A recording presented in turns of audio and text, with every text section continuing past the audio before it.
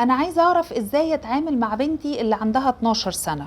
انا مصاحباها جدا وبتحكي لي كل حاجه عنها وعن اصحابها، بس كل اللي بتحكيه عن صحباتها تصرفات غلط في غلط. وانا ساعتها بكون بين نارين، بين اني اجاريها واسمع منها وبين اني ابعدها وامنعها عن اصحابها. اتصرف ازاي؟ لان الجيل ده كله صعب، ربنا يهديه. لو سمحتي شيلي من دماغك فكرة انك المفروض تبقي صاحبة بنتك 24 ساعة. انتي مش صاحبتها، انتي مهما عملتي في الاخر اسمك مامتها. هتبقي صاحبتها في لقطات، بس في لقطات تانية لازم هتكوني مامتها. مامتها يعني ايه؟ يعني ليكي الكلمة العليا، ليكي اليد العليا، يعني في اوقات هتضطر تسمع كلامك حتى لو مش على مزاجها. بس التركة هنا فين؟ ازاي اعمل ده من غير ما اكسر علاقتي بيها؟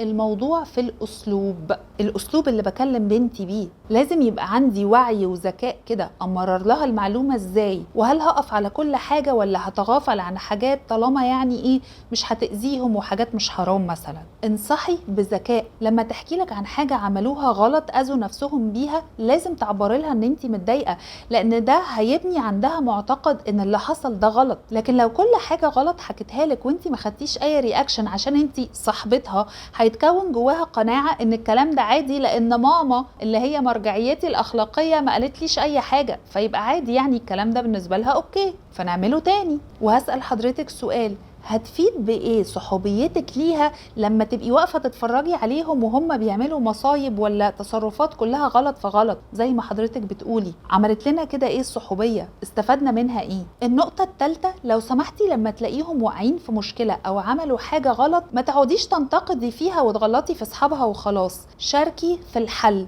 واسمعي منها عشان يبقى كلامك كونستراكتيف، يبقى بناء، فهي تتعود على طريقه التفكير دي في الخروج من المشاكل. واسمعي منها رأيها في التصرفات اللي بيعملوها، واسمعي مشاعرها، وركزي في الكلام اللي بين السطور اللي يمكن ما قالتوش بلسانها بس موجود جواها. بدل ما تقعدي تنتقديها، لاحظي هي بتقول ايه. ما تنفعليش وما تزعقيش، اسمعي وطبعا وجهي بس بلطف عشان تفضل تحكي لك. وحتى لو انتقدتي، ما تنتقديش بشكل يجرحها ولا يهينها ولا تغلطي في صحباتها، لان ده لو حصل هتحطيها في موقف دفاع عن النفس كده، وهتخليها تبني حواجز بينك وبينها فما تحكيلكيش تاني. فانتي ساعتها هتخسري فكرة ان انتي المرجعية بتاعتها. تعالي نلخص تاني نقط. انتي عمرك ما هتقدري تبقي صاحبتها طول الوقت، لان هتفيد بايه الصحوبية وانا واقفة اتفرج عليهم وهم بيغلطوا؟ فاعرفي امتى تبقي صاحبتها وامتى تبقي مامتها. نمرة 2، انصحي بذكاء. نمرة 3، شاركي في الحل عشان تتعود منك على طريقة التفكير والنقد البناء.